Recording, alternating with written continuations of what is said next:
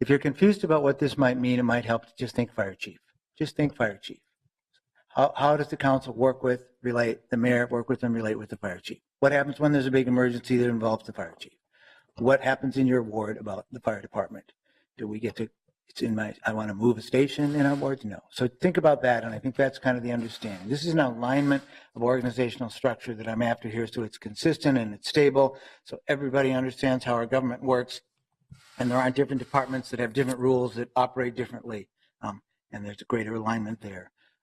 And I don't have a policy agenda that I'm thinking of with this. It is actually more about process. If you're curious about reform ideas I have, I've certainly written about them. They're in my newsletters. They're probably on my blogs. They're probably published in newspapers. In fact, this was one of them that I have brought up often about this once I discovered it couldn't. And I discovered it really one day when Peter Ginder, the assistant city attorney, was up there.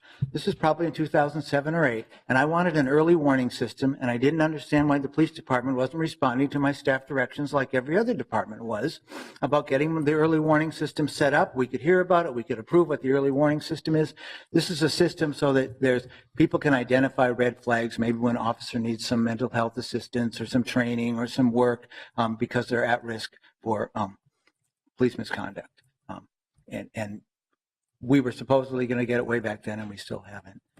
And then the city attorney informed me, well, you can move staff directions in your committee, but really what it is, because of this charter provision, it's a request to the department, and they're under no legal obligation to fulfill their staff direction. And I'll admit we sometimes get ignored a little bit by some of the other departments, but it does feel very different when we do a staff direction and there's a timeline in that. And so that's when I thought, oh, maybe this could be repaired. And actually what I see this as doing is opening up a door for council members to bring ideas in about police policy, and a door for greater transparency about them and a formality about them once they're set. We did something with tasers years ago because the police department wanted to spend $250,000 on tasers. This might have been in 2011 or something.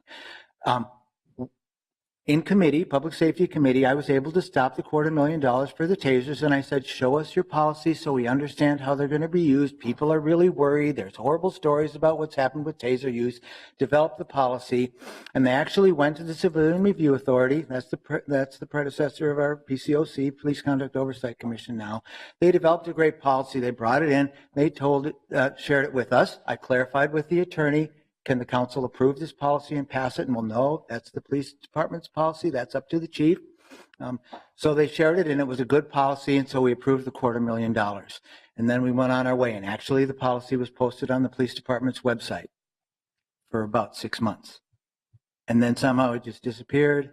I heard that the ideas got put into their training manual, and it was no longer available, and it was no longer out there, but everybody had the tasers. I'm assuming they're still trying to basically operate under that same policy, but if that had been a policy the council had passed and approved on the recommendation of the chief, it would have been in our records, it would have been on the website, it would have been recorded in council action, and if we wanted to change the policy, we'd come back, we'd discuss it, it would be noticed, and everybody would understand that.